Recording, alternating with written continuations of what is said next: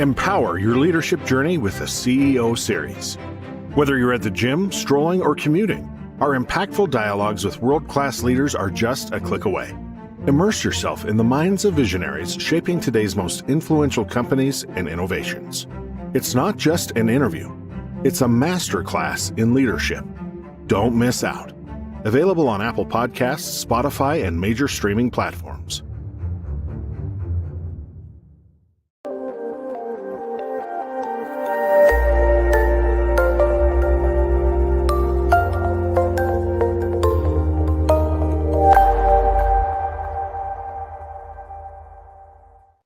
Good morning, good evening, depending upon what part of the world you're in. If it's Friday, you know it is the CEO Series, where we bring together the most exciting people who will discuss their careers, successes, detours, U-turns, and learning points.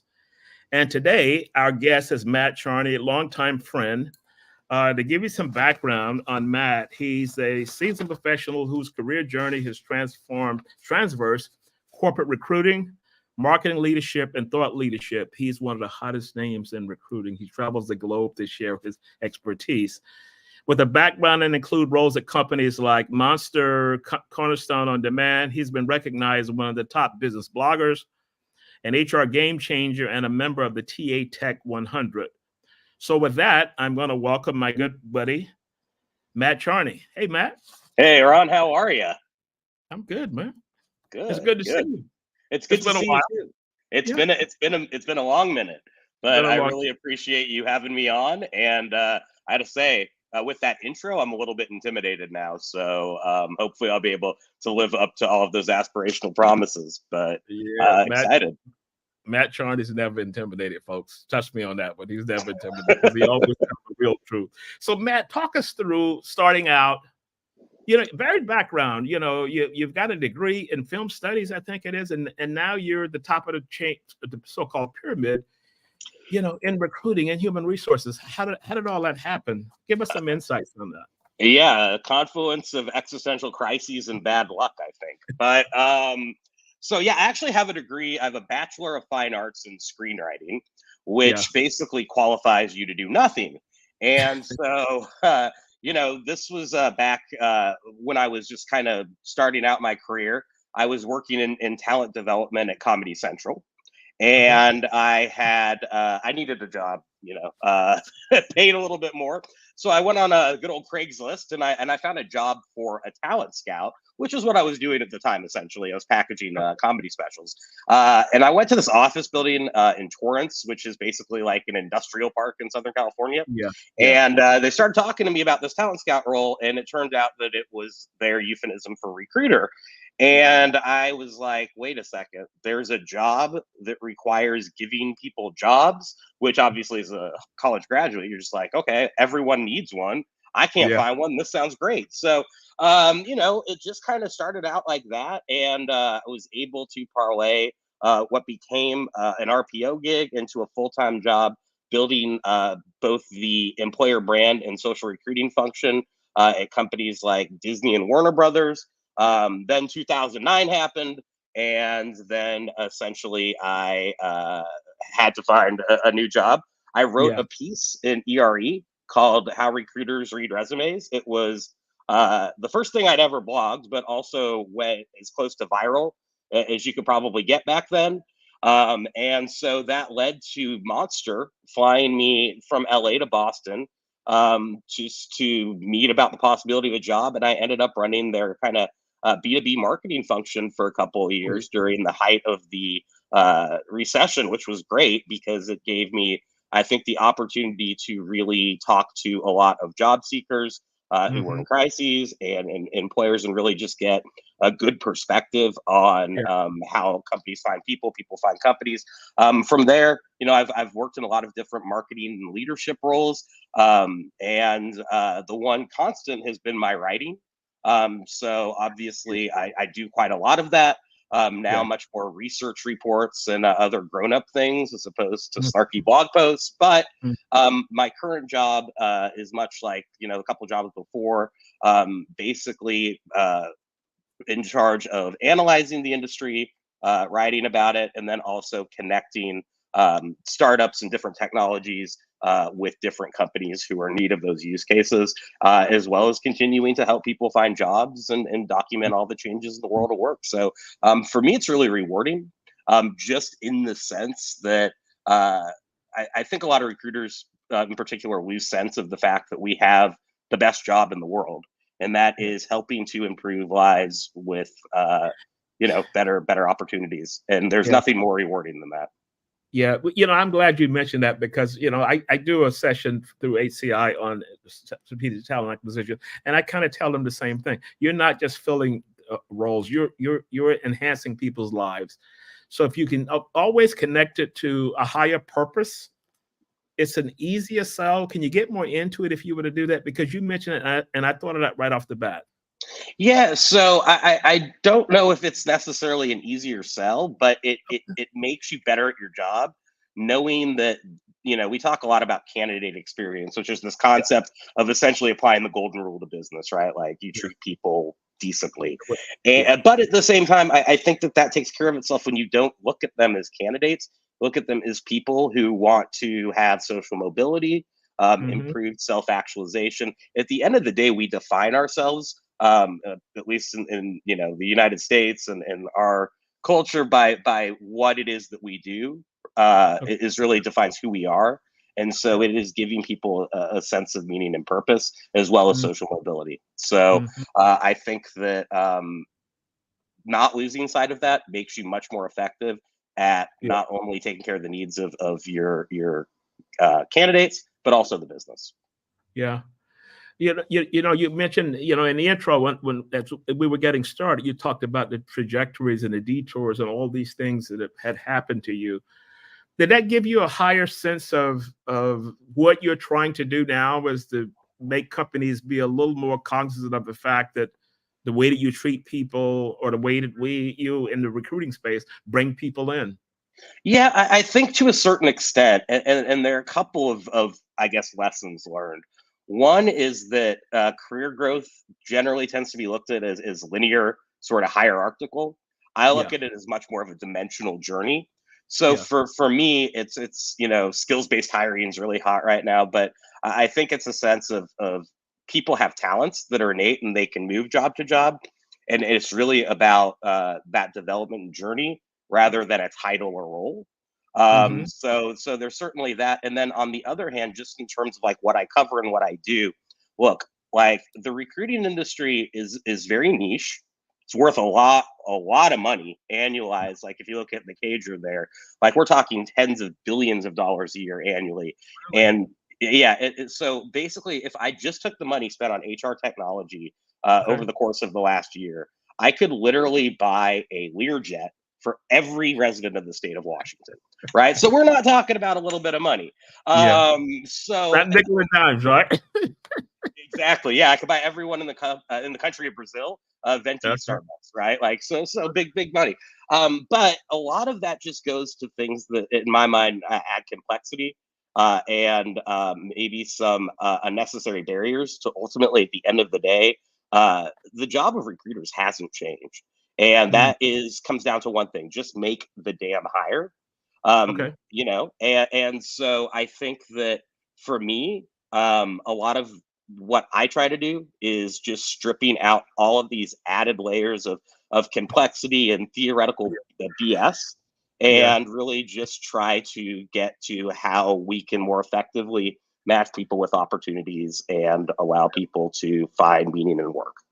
Yeah, well, you know what? I laugh when you said it, kind of all the BS, because one of the things about Matt, folks, if you need to follow him, you'll see these articles that are posted, and Matt comes in and she just cuts right through it and gives you the real deal behind it without all the BS and the bluff and all this kind of thing. So I love you for that, because it's always good for me to see your comments. I said, if Matt gives it a stamp, it's okay. It's pretty cool. Yeah, credibility is hard to build in a space that is built on hyperbole and branding, but at the same time, I'm not too worried about that. One of the things I always think is really interesting is, we run study after study, and the one area that talent acquisition struggles with is analytics. And oftentimes, a lot of what's held as conventional truth or best practice you just have to take a perfunctory look at data, and it just completely undermines like the business case, right? So there's that. So I'm glad you mentioned that, because another one of my passions is evidence-based approach to human resources. You look at the numbers, because I'm always amazed, because sometimes I go into countries and they say, we just want to know the best practice. And I'm saying, for what? That came from someplace else. Yeah. So why would that work if that was in Europe and you're in Bangladesh or wherever it could be? Yeah, there's some significant regional variations. Like, in the United States, obviously we have this concept of like redacting information or profiles, to ensure fair hiring. Whereas, having recruited in Latin America, you not only have a picture on the resume, but you also have the amount of money you need for like a clothing and transportation stipend. There are little differences like that, right? But ultimately, at the end of the day, and I've, to your point, traveled all over the world, and that's actually one of my favorite parts of the job is meeting people and learning not about company culture, but about work culture in general, right? And ultimately, at the end of the day, I think everyone's motivations are largely the same.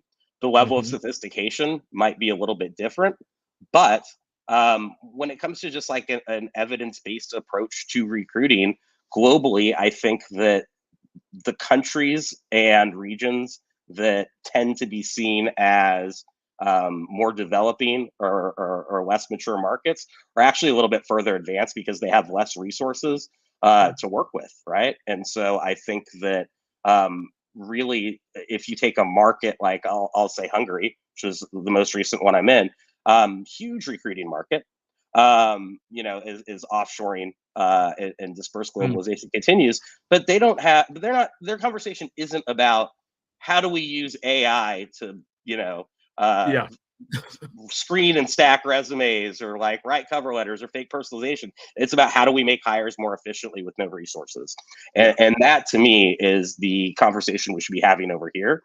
And you talk about like best practices.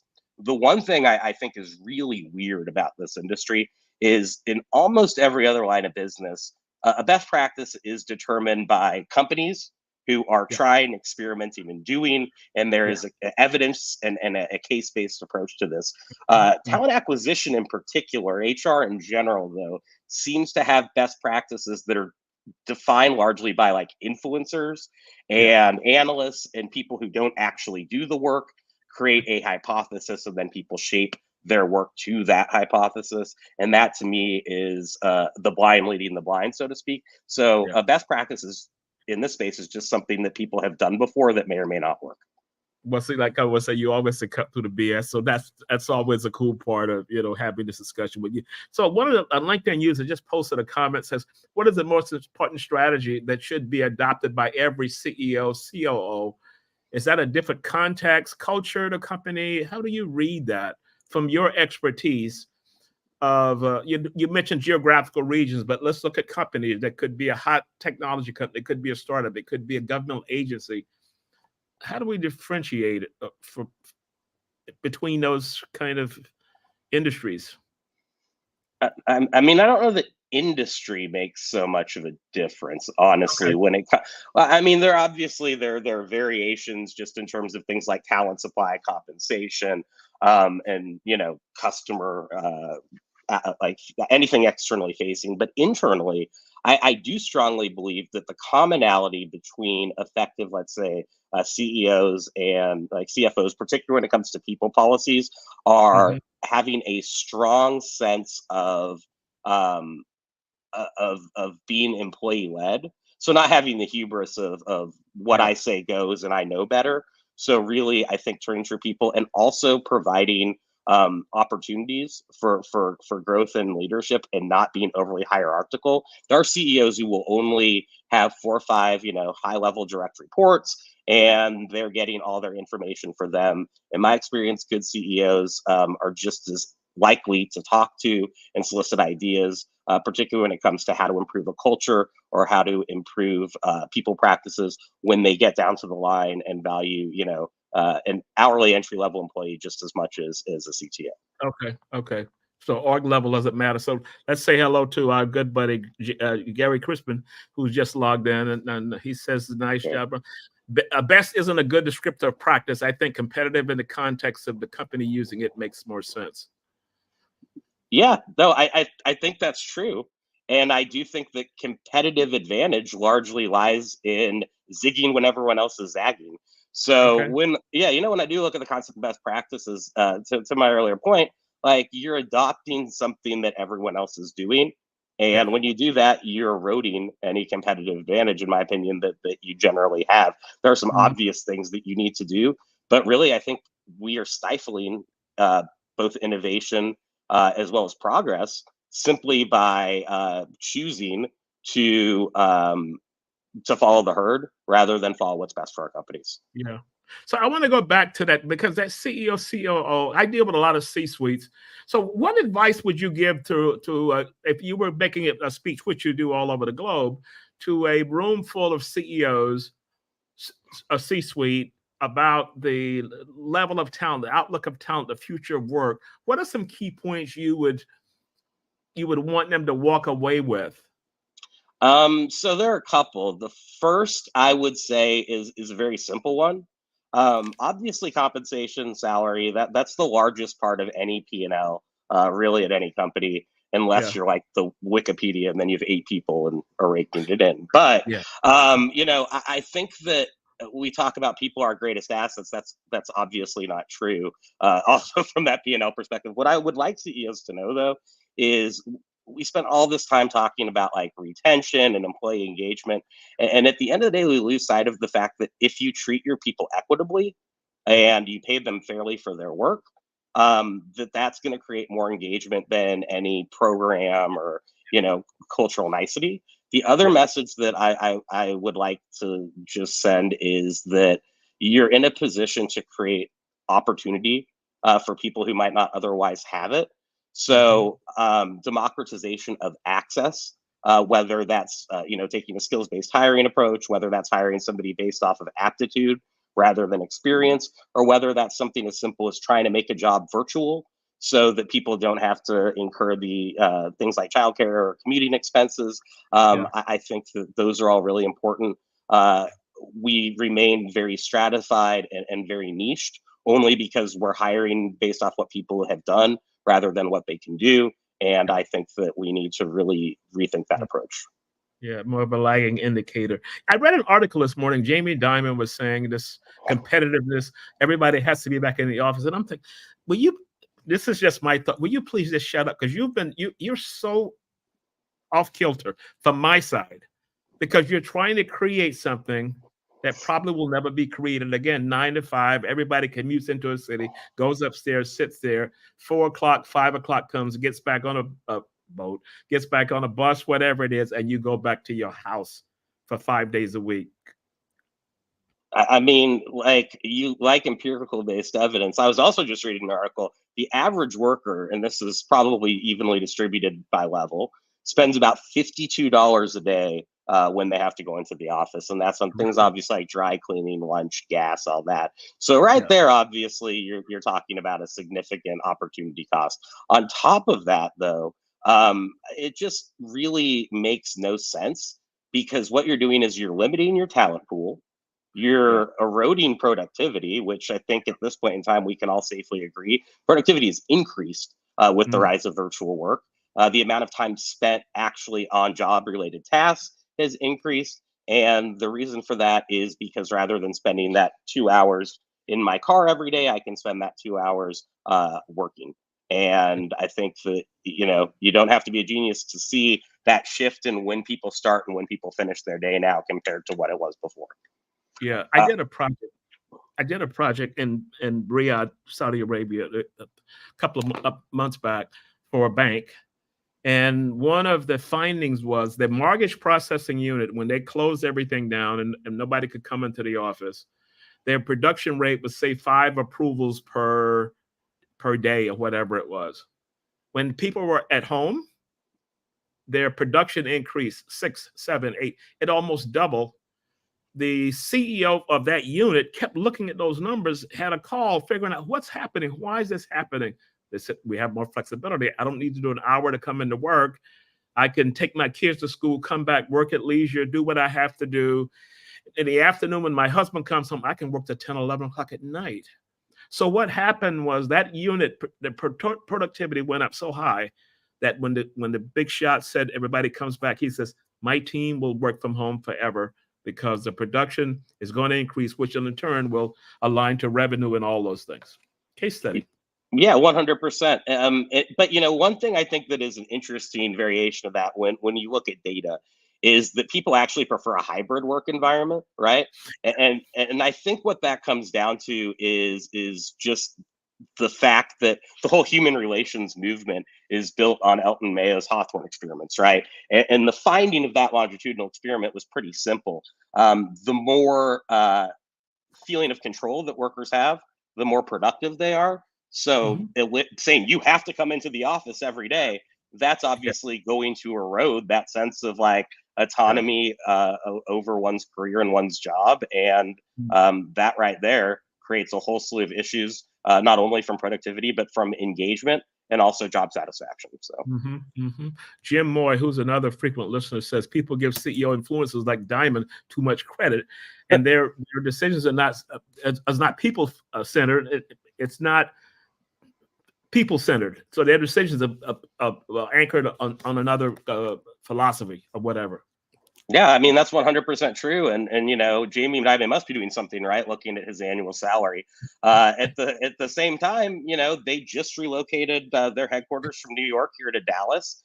Thousands of employees had to leave the company that they've been with for a long time because smartly they decided I'm not moving to Texas. And while the cost of business here might be cheaper for the company, ultimately, I think the cost in personnel, if you look at that particular case study, was absolutely huge and unnecessary, frankly, when they could have been working from their houses in Connecticut, Yeah, you see what Jerry says. He says it also means the CEO, you got to defend that 700 percentage points average comp above the average employee salary.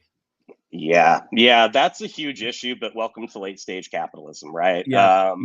So I don't know what to say about that other than as long as increasing shareholder value is really the only measurement of CEO's performance and compensation, it makes sense to keep costs low and revenue high at the expense of people often. So I've been reading a lot of discussions around what you just mentioned, shareholder value, customers, and then employees. And at one time, or possibly still, their CEO's conversation was always around shareholder value. And what it's saying now is flip. We can talk about the big key points that we're going to make. And if we make those, the employees are going to benefit. In turn, the customer is going to benefit, and that will drive shareholder value. So that pyramid has kind of been inverted. What do you think of that? I think that much like most CSR initiatives, it sounds very nice and also a lot like virtue signaling to me. At the end of the day, I would say if you truly felt that way, you would take a pay cut and redistribute that to your workers, but that's obviously not happening, right? Okay. So another frequent listener, John Self, who is also in executive search more so. He's based out of Dallas, Texas, and John, you should connect. You definitely should connect because you and Matt have a lot in common. Differentiating management skills, learning how to manage your people remotely. Skill set. If my skill set was all face to face, my team was here. I could see my team. Now I have this possibly a hybrid approach, and 3 of my people are out, 2 are in, and that could change up each day. How does a leader possibly develop a new skill set from a different work product? So first off, if you wanted to, if you were so inclined, you actually have more insight and visibility into what employees are doing on a minute per minute basis virtually. And there's a whole category of technology dedicated to everything from keystroke checking to just, when I log on and when I log off, right? So I think a lot of those virtual monitoring services kind of eliminate the need for micromanagement, but I don't see there being a significant difference in the required skill sets between face-to-face and virtual.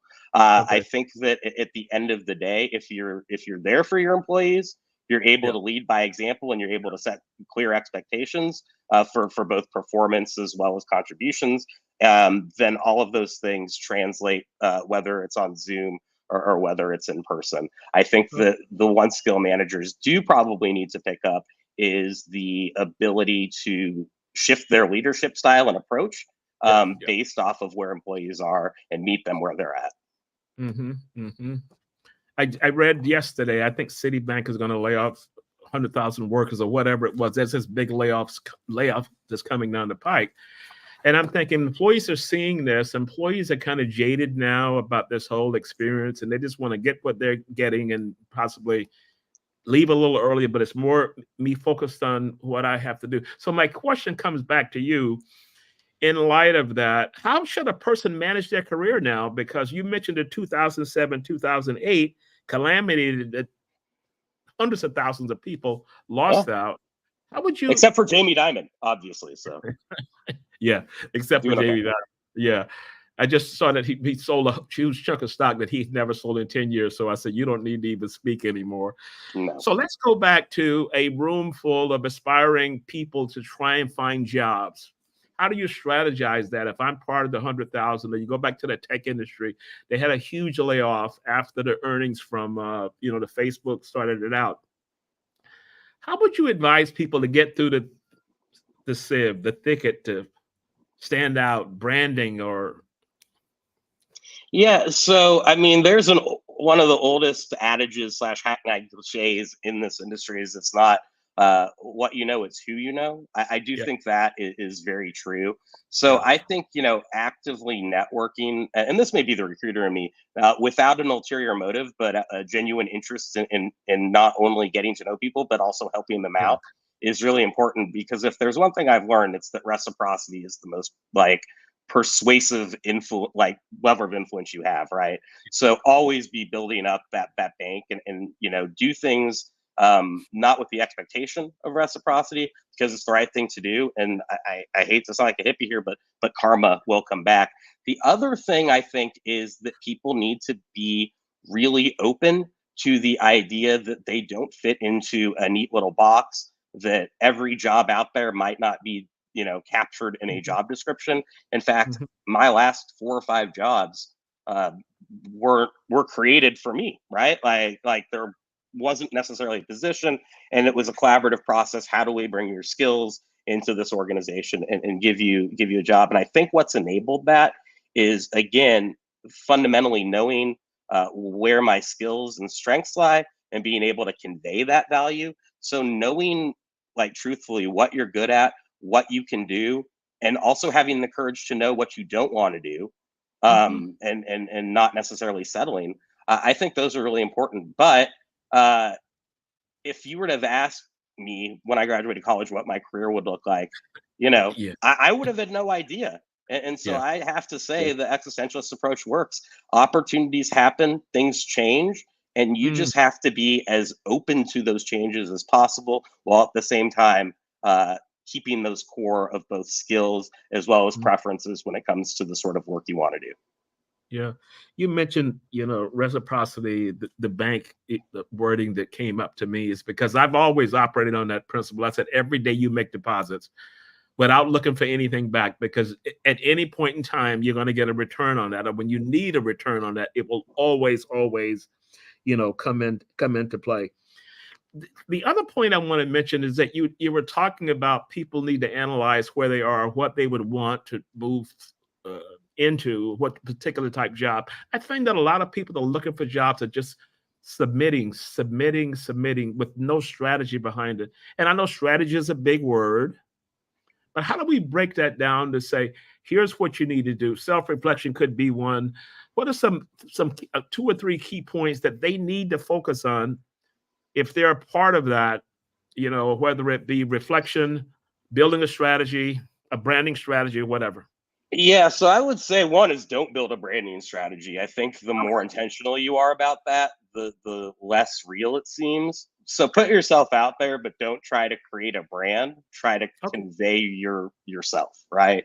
You don't need to start a TikTok channel dedicated to how great a professional you are in order to be seen as competent. But I really think that ultimately the mistake that people make in the opportunity is that they target jobs, not companies. And I think that's a huge error. It's much easier to assess, is this a company I want to work at over the long term? Am I going to be a cultural fit than it is, am I a good fit for this job? And from there, you can work your way in much easier to roles that may or may not be posted if you're targeting a company and are able to show alignment with mission, vision, and values. The second is, I know of very few people, and statistically about 8% of all hires come from, there's a job posting and I am blindly applying to it on a job board and I'm going to get hired. That happens less than 10% of the time. So I think rather than spending time applying for jobs, you need to probably spend that time, and again, this seems almost cliche, but building relationships with the people who can help you get into that organization or into a role, or like an executive recruiter, really focusing on building that foundation where people can help you out is going to have a lot more utility than just like continuing to blindly apply for jobs. Because when you look at the statistics, referrals make up something like 30 to 35% of external hires.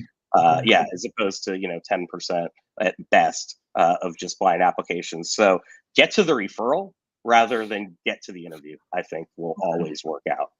Okay. What is the most significant career challenge you've had? I mean, listening to you, and I've listened to you give speeches and all those kinds of approaches, and you've kind of figured it out. So if we were to go back and look, what would you say was a significant career challenge you've had, and was a strong learning that came from that and kind of cemented your thought process in a certain way? So for me, my most significant career challenge is probably my biggest weakness if we had to do a terrible behavioral-based interview. And that is my unwillingness to conform to either the status quo or play the expectation game, right? Like it's very easy to keep your head down. Yeah, right? And so that is a challenge.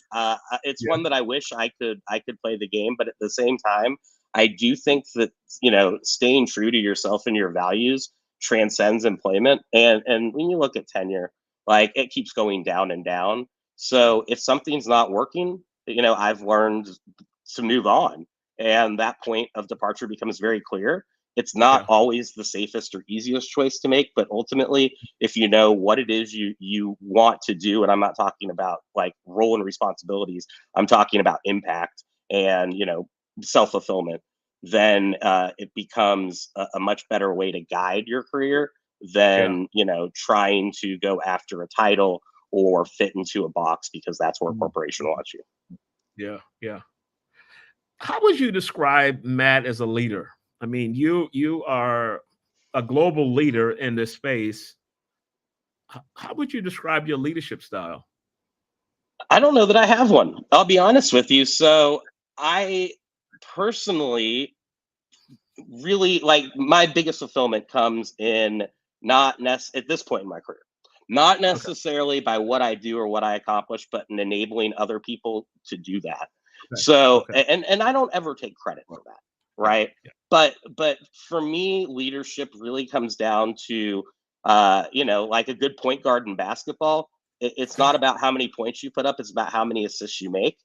And ultimately, for me, it's leadership is defined by how well the people around you do and how much they grow, rather than what you get out of it. So I have no expectation when I'm leading or managing other than I want you to feel fulfilled. I want you to feel like your work matters. And if none of those things are happening, then, if you love something, let it go. Then enabling them to have the resources and space to be able to find something better, and always supporting them through that. My friend Tassif Farouk, he's from Pakistan, was mentioned, how do you create neurodiversity in an organization? So I know DEI and all these big terms are coming into play now, but how does that filter through talent acquisition, trying to find people, but I'm going to say that an organization needs for their goals of DEI or whatever it is. And I know we deal with a lot in the Middle East because of gender imbalance and all those kinds of things. What's happening there? So I won't get on my soapbox about diversity. But here is what I would say specifically to neurodiversity is that if your hiring process is truly like a meritocracy and you're Yeah. giving everyone an equal chance, that is going to actually just naturally occur. Whether or not that's a medical diagnosis or just somebody who thinks differently, I think that in every search that I've ever run, you will get to a final slate that could be considered neurodiverse. Because here's the thing: a good recruiter is not putting five cookie cutter candidates in front of somebody and saying choose one. It's giving a range of options of people who have different takes and different ideas and different Mhm. perspectives, and that at the end of the day is sort of the benefit of neurodiversity. And I do think that's something that can be controlled in the process, and you can see how people think differently without necessarily explicitly targeting that population. It will Mhm. naturally occur much more so than any other protected class. Okay. Okay. Cool. Yeah. In theory, cool. That should work. So many companies are struggling with that. Someone reached out to me the other day and it was looking at this, and they were trying to. I almost felt from the conversation they were trying to make it fit into a box. As opposed to looking at the way you were talking about it to make sure that you didn't have five people that all look the same. The persona was the same for all those people. So that's kind of a space that's been growing. And then you find a lot of people that were in those roles are now no longer in those roles because companies have kind of put the brakes on and kind of made a U-turn. Should the focus is still had still been should the focus still be there from an org perspective, or should we kind of move on to say because we have a whole lot of other issues and fish to fry kind of thing? So I think that what we should be focusing on is more economic equality and Okay. inclusion rather than like looking at protected classes. And here's the thing about DEI in general: there has never been a solid longitudinal study or business case ever done that shows causation between DE&I efforts and improved business outcomes. Now, there's a lot of correlations, things that Okay. say, for example, I think one of people's favorite ones is that companies with more diverse populations outperform Yeah. on the Yeah. stock market companies that don't, but also consider those companies with a lot more resources to pour into those sort of initiatives, and also brand and employee population wise are going to have larger percentages of those populations because they have a bigger brand and bigger reach. So Okay. I do think that ultimately what we should be looking at is how can we find people who might not have the opportunity and give it to them regardless of protected characteristics, who can come into this company and contribute the most.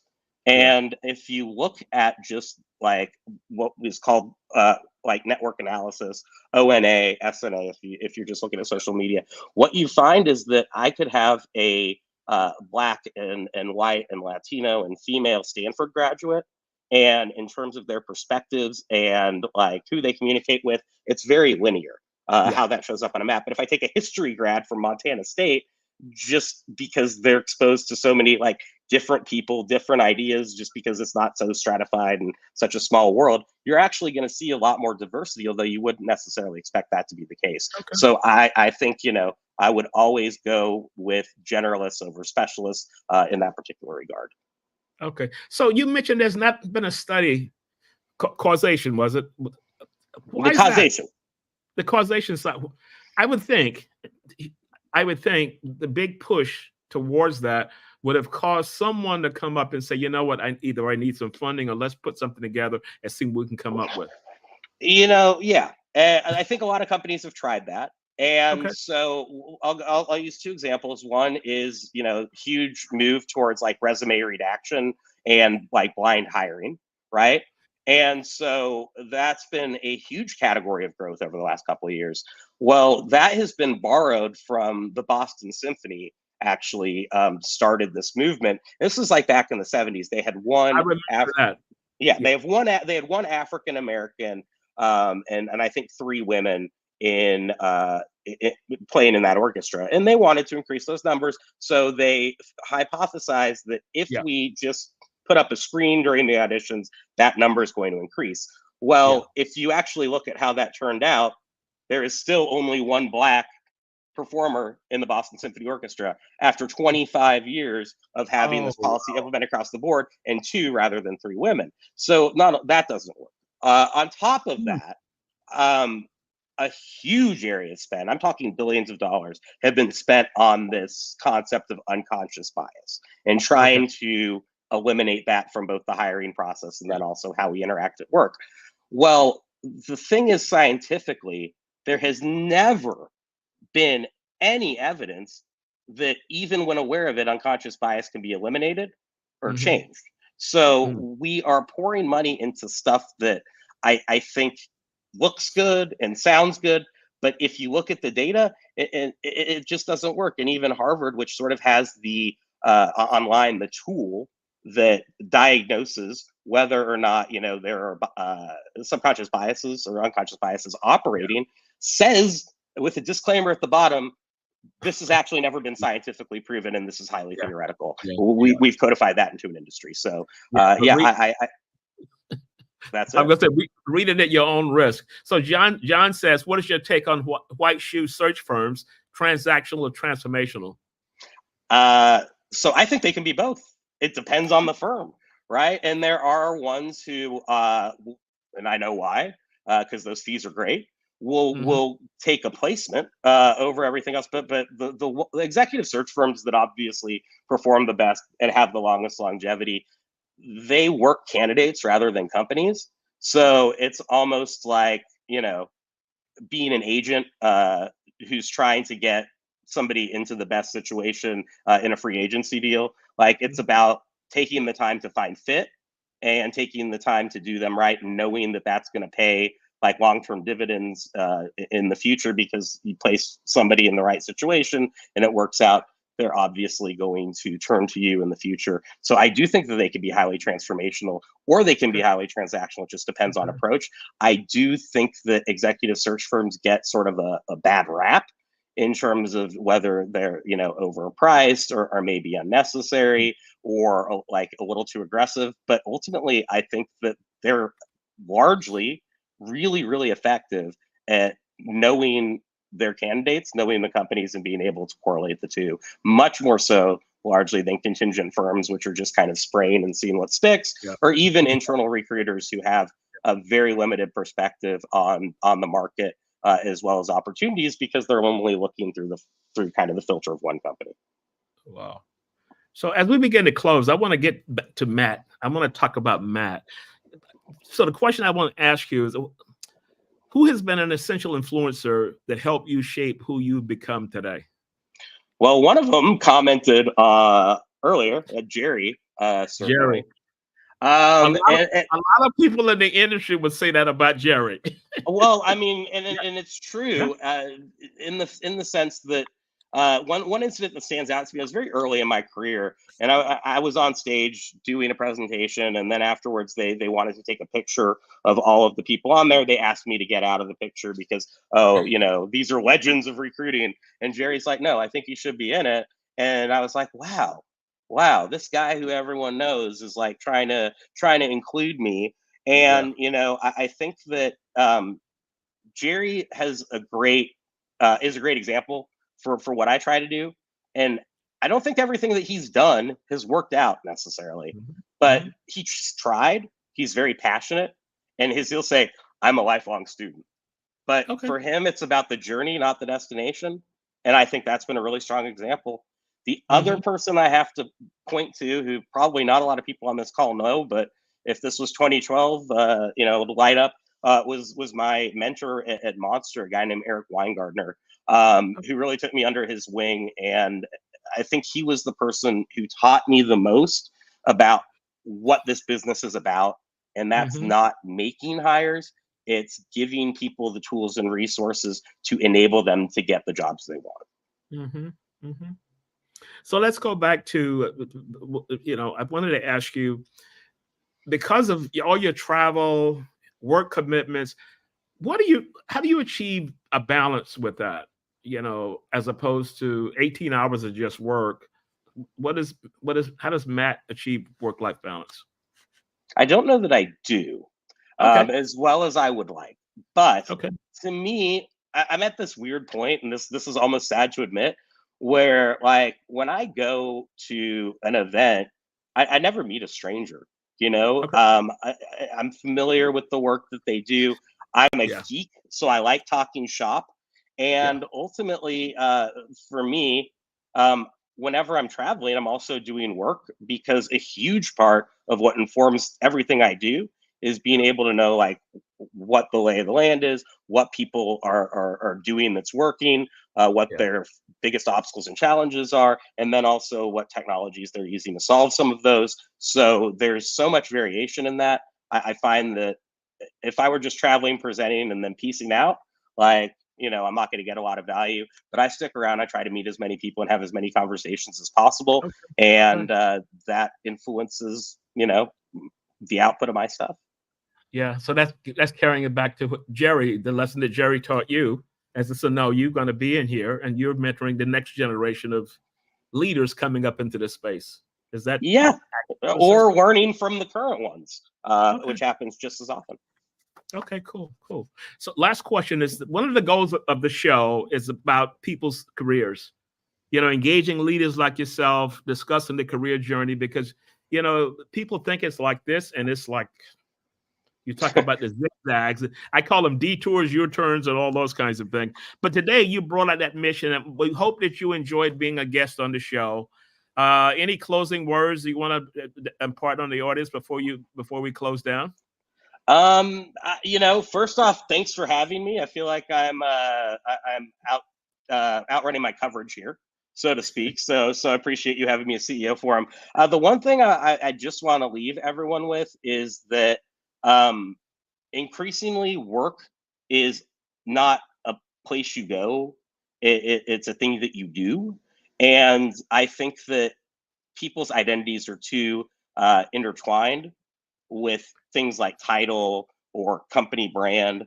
And I think ultimately, when it comes to building a career, when it comes to developing as a person, you're much better served by following your beliefs than by chasing money or a title. The money will come if you're true to yourself. The title will come if you're true to yourself. And if the job doesn't exist, invent it. My man, thank you so much. Hang on as we close out.